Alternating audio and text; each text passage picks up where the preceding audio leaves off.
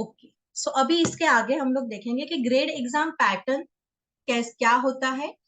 Okay, इसके subjects क्या होते हैं, टॉपिक्स क्या हो सकते हैं, और टिप्स में यहाँ पे कुछ आपको शेयर करने वाली हूँ। राइट, तो बहुत सारी चीजें आपको पता होगी, बहुत सारी चीजें आपके लिए नहीं होंगी, तो जो भी मैं बता रही हूँ आपको नोट डाउन करके रखना है। राइट, एलिमेंट्री ग्रेड एग्जाम का पैटर्न कैसे होता है, तो 4 पेपर्स होते हैं। इस साल एलिमेंट्री एग्जाम्स होने वाले हैं 4th एंड 5th अक्टूबर को, जो आता है वेनसडे एंड थर्सडे। राइट, तो वेनसडे को 2 पेपर्स रहेंगे और थर्सडे को 2 पेपर्स रहेंगे। इस तरह आपके 4 पेपर्स कंप्लीट किए जाएंगे। राइट, तो एलिमेंट्री एग्जाम इस साल को हो रहा है 4th एंड 5th अक्टूबर। इसका जो फॉर्म फिलिंग होता है वो आपको स्कूल से लिंक दिया जाता है, और शायद 5th अगस्त या 6th अगस्त तक वो लिंक था ओपन, तो आपने फॉर्म फिल किए रहेंगे स्कूल से। राइट, ऐसे मान के मैं चल रही हूँ। फिर फर्स्ट पेपर जो होता है दैट इज ऑब्जेक्ट ड्राइंग, जिसको 2.5 आवर्स होते हैं।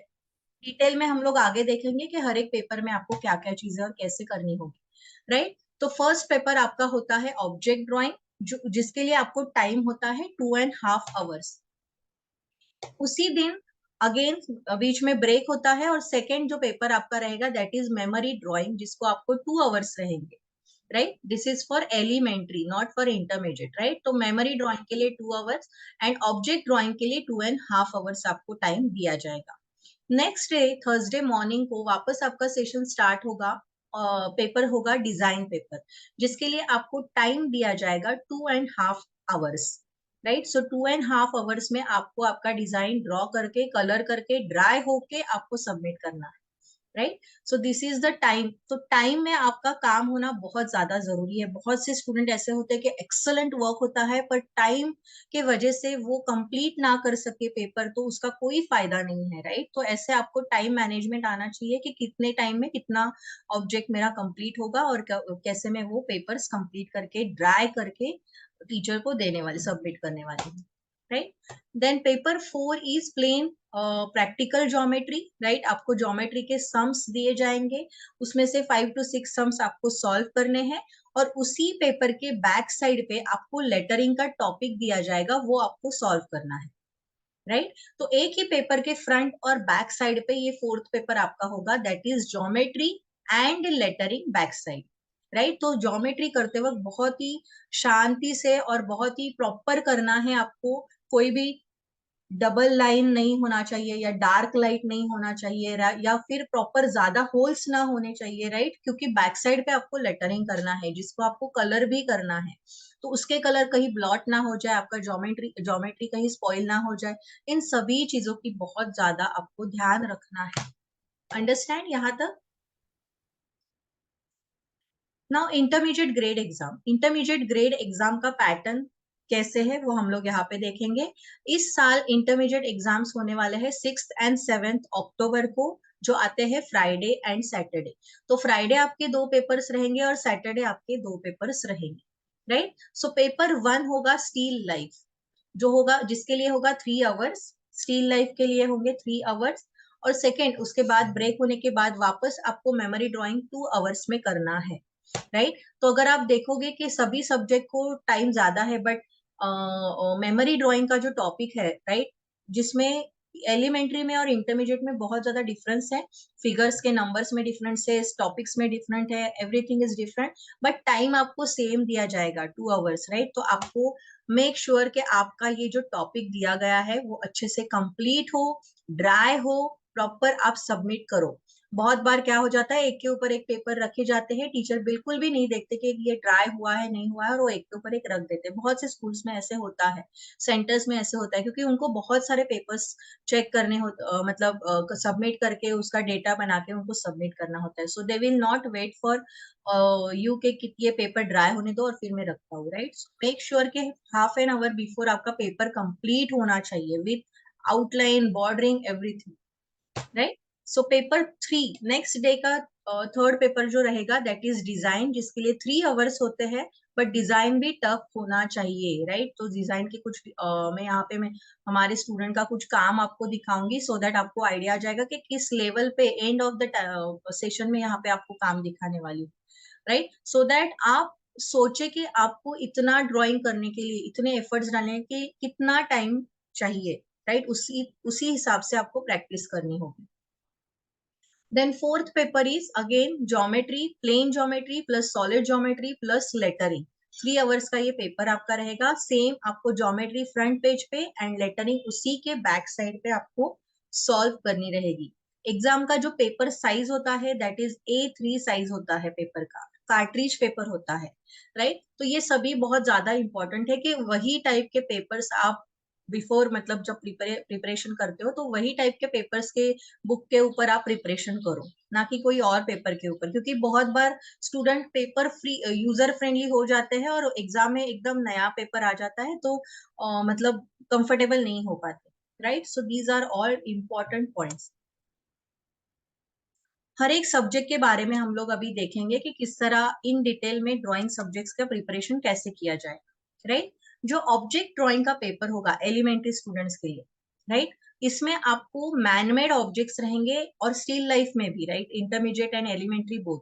ऑब्जेक्ट ड्राइंग जो आपका एलिमेंट्री के लिए रहेगा, आपको 3 to 4 ऑब्जेक्ट्स दिए जाएंगे, जिसमें मैनमेड ऑब्जेक्ट्स भी रहेंगे प्लस नेचुरल ऑब्जेक्ट्स भी रहेंगे, राइट। तो आपको हर एक ऑब्जेक्ट का प्रॉपर तरीके से प्रैक्टिस होना बहुत जरूरी है। जैसे मैनमेड ऑब्जेक्ट मतलब प्लास्टिक ऑब्जेक्ट हो, सिरामिक ऑब्जेक्ट हो, ग्लास हो, प्रॉपर सिल्वर हो, कॉपर हो, कोई भी मटेरियल जो होता है ना वो आप अच्छे से कलर अलग अलग टेक्निक से कलर करने को आपको आना चाहिए, राइट।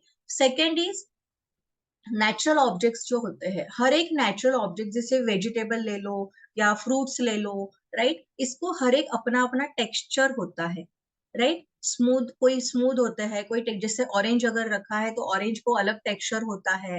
अगर आपके सामने बनाना रखा जाए तो बनाना का अलग टेक्सचर होता है, मैट टेक्सचर होता है।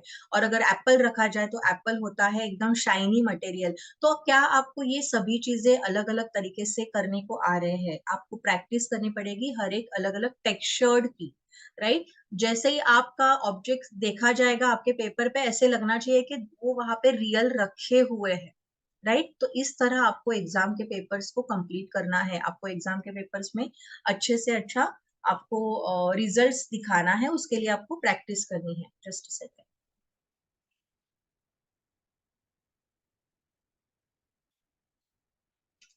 ओके।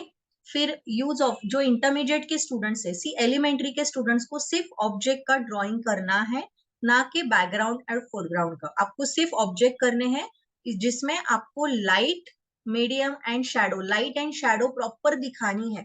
सो कम से कम 3 कलर्स आपके ड्राइंग के सब्जेक्ट पे ऑब्जेक्ट के ऊपर होने चाहिए। जैसे लाइट जहां से आ रहा है, फर्स्ट ऑफ ऑल तो लाइट के बारे में मैं बताना चाहती हूँ कि आपके सामने जो भी ऑब्जेक्ट्स रखे हुए होते हैं, वो क्लासरूम में आप बैठते हो, राइट। तो क्लासरूम में हर एक लाइट ऑन रहता है। तो आपको बहुत बार लेफ्ट से भी हाईलाइट दिखेगा ऑब्जेक्ट के ऊपर, राइट से भी हाईलाइट दिखेगा ऑब्जेक्ट के ऊपर। तो मेक श्योर कि आप कोई एक ही साइड का लाइट पकड़ के आपको अपना ड्राइंग कलर करना है, ना कि जैसे दिख रहा है वैसे सेम टू सेम करना है।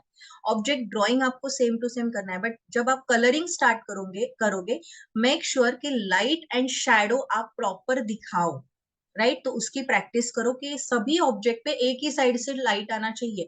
किसी के ऊपर ये साइड से लाइट आ रहा है, किसी के ऊपर ये साइड से लाइट, ऐसे बिल्कुल भी नहीं चलेगा, राइट। वो आप सी ग्रेड में चला जाएगा वो ड्राइंग, कितना भी अच्छा क्यों ना हो, राइट। हो सकता है फेल भी कर सकते हैं, बिकॉज आपको लाइट एंड शेडो का अगर सी ऑब्जेक्ट ड्राइंग होता ही इसलिए कि आपको लाइट एंड शेडो का बहुत अच्छे से स्टडी हो, पता हो, आपको ऑब्जेक्ट ड्राइंग कैसे हो वो पता हो, आपको कलरिंग टेक्निक्स पता हो। वो सब देखने के लिए ही ऑब्जेक्ट ड्राइंग का पेपर होता है, राइट, स्टिल लाइफ का पेपर होता है। सो एलिमेंट्री स्टूडेंट्स के लिए मिनिमम 3 कलर्स होने आपके ऑब्जेक्ट के ऊपर बहुत ज्यादा इंपॉर्टेंट है। जैसे लाइट हुआ, फिर मीडियम हुआ, फिर डार्क हुआ, शैडो दिखा, और फिर जिस साइड से लाइट आता है उसके अपोजिट साइड पे आपको शैडो दिखाना है। शैडो वर्टिकल क्रॉस बिल्कुल नहीं होते हैं, शैडो सिर्फ हॉरिजॉन्टल होते हैं, क्योंकि आप जो लाइट है ना वो आपको एग्जैक्टली राइट टॉप से आता है, तो आपका शैडो एग्जैक्टली हॉरिजॉन्टल दिखाना है। बिल्कुल भी अलग अलग टाइप के या अलग अलग शैडोज मत दिखाइए आप एग्जाम पेपर में, राइट। सो ये बहुत ही इंपॉर्टेंट है। बहुत से बार क्या होता है ना, स्टूडेंट को जैसे दिखता है कि थोड़ा क्रॉस दिखा थोड़ा एंगल चेंज हुआ तो आप ऐसे शैडो निकालते हो और ऑब्जेक्ट ऐसे होता है, बिल्कुल भी गलत दिखता है वो एग्जाम पेपर्स में, राइट। तो जैसे भी आपका ऑब्जेक्ट हो स्टैंडिंग, उसका शैडो जो है हॉरिजॉन्टली होना चाहिए। ग्रे शेड से करिए, कलर बिल्कुल मत यूज करिए शैडो के लिए। अंडरस्टैंड। सेम थिंग इंटरमीडिएट के लिए आपको 7 to 9 to 13 तक ऑब्जेक्ट्स होते हैं। Not only objects but object मतलब ये जो नंबर है that is with background and foreground आपको ड्रॉ करने होते हैं। इंटरमीडिएट स्टूडेंट्स को बैकग्राउंड और फोरग्राउंड दोनों ड्रॉ करने होते हैं, राइट। तो ये दो प्लस आपका हर एक ऑब्जेक्ट, सपोज वहां पे बकेट रखा है तो बकेट 1, बकेट से कपड़ा रखा है तो दैट इज सेकेंड, बैकग्राउंड का थर्ड, फोरग्राउंड का फोर्थ, उसके बाद कुछ वेजिटेबल्स रखे हैं, प्लेट रखा है तो प्लेट का 5, प्लेट के अंदर 2 वेजिटेबल रखे हैं तो 6 7, राइट। फिर इसके साइड में एक वास रखा है तो दैट इज 8। इस तरह आपके 7, मिनिमम 7 टू मैक्सिमम 12 13 तक ऑब्जेक्ट्स आपको आ सकते हैं एग्जाम में, राइट। ऐसे भी हो सकता है कि 2 3 ब्रेड के स्लाइस रखे हैं तो हर एक स्लाइस को अलग अलग आप पकड़िए, तो इस तरह भी पेपर में ऑब्जेक्ट्स आ सकते हैं, राइट। तो बैकग्राउंड और फोरग्राउंड आपको दोनों कलर करने हैं, और उसके साथ आपको objects manmade and natural objects का मिक्सचर जो आएगा वो आपको आपके सामने रखा जाएगा, वैसे ही आपको कलर करना है। मोस्ट ऑफ ऑल इंटरमीडिएट के लिए अगर आपका जो भी ज्यादा ऑब्जेक्ट्स होते हैं तो हॉरिजॉन्टल पेपर होल्ड करिए, एंड जो एलिमेंट्री स्टूडेंट्स होते हैं वो कम से कम 3 to 4 ऑब्जेक्ट्स होते हैं तो आप वर्टिकल पेपर होल्ड करके आपका ड्रॉइंग कर सकते हैं।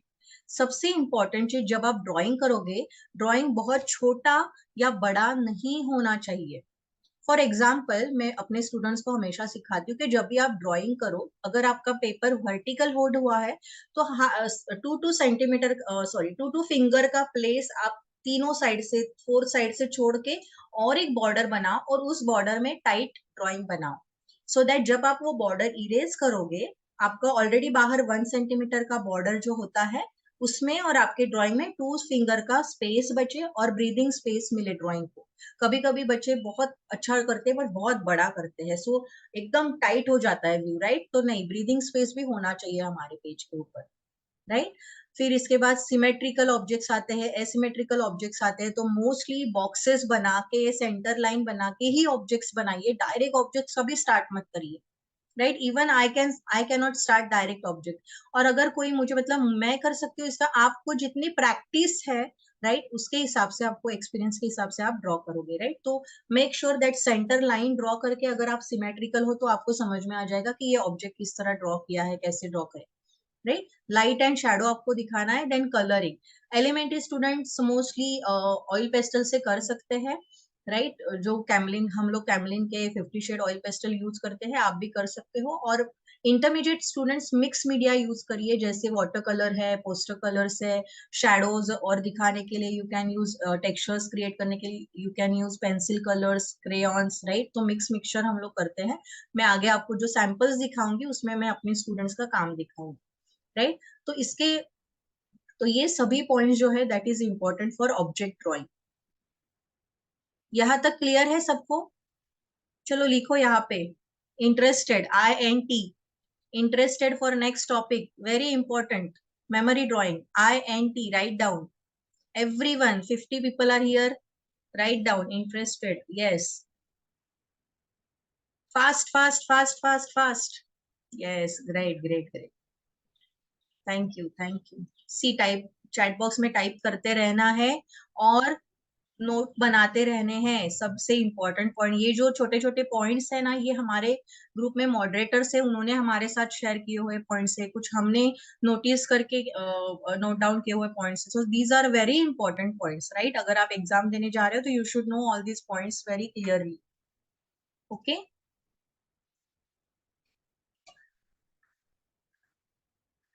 स्टिल लाइफ जैसे हमने कहा, ओके, स्टिल लाइफ में एडिशनल ये है कि ड्राइंग तो आपको करना ही है for intermediate student, still life, and object drawing is for, subject is for elementary student, right. तो स्टिल लाइफ में आपको ड्राइंग तो करना ही है, आपको प्रॉपर अरेंजमेंट्स देखने हैं, ओवरलैपिंग करने हैं एक दूसरे। बहुत बार ऐसे क्लटर रखा है तो आपका एक ऑब्जेक्ट यहाँ पे, एक ऑब्जेक्ट यहाँ पे, एक ऑब्जेक्ट यहाँ पे, तो ऐसे क्लटर नहीं दिखना चाहिए, right. You have to make a proper set of those objects, right. उसको कहीं पे ओवरलैपिंग रहेगा, कहीं पे एनलार्जमेंट मतलब कोई ऑब्जेक्ट बड़ा है, कोई मीडियम है, कोई स्मॉल है, कोई स्मॉलेस्ट है, तो आपको ड्रॉ करते वक्त भी ये सभी चीजें ध्यान में रखनी है कि पहले मुझे बड़ा ऑब्जेक्ट ड्रॉ करना है, देन मीडियम, देन उससे छोटा, फिर उससे छोटा, फिर उससे छोटा, फिर उससे छोटा। बहुत बार क्या हो जाता है, बड़े ऑब्जेक्ट बहुत बड़े हो जाते हैं और छोटे ऑब्जेक्ट बहुत ज्यादा छोटे होते हैं।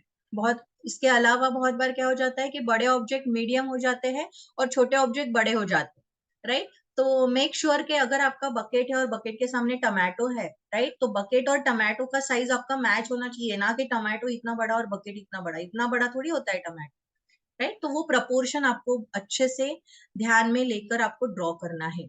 यूज ऑफ ड्रेपरी, ड्रेपरी मतलब बैकग्राउंड को ड्रेपरी बोलते हैं, जो बैकग्राउंड में कपड़ा डाला हुआ रहता है, राइट, उसको ड्रेपरी होते हैं। तो उसके कुछ फोल्ड्स आपको कलर करने हैं, शेडिंग करना है, शैडोज रखने हैं, राइट। अलग अलग टेक्निक से आप कर सकते हो, टेक्सचर यूज कर सकते हो, कोलाज मेथड यूज कर सकते हो, राइट। तो इस तरह आपका स्टिल लाइफ का पेपर होगा। सो एलिमेंट्री और इंटरमीडिएट के लिए सब ये क्लियर है, सब टॉपिक।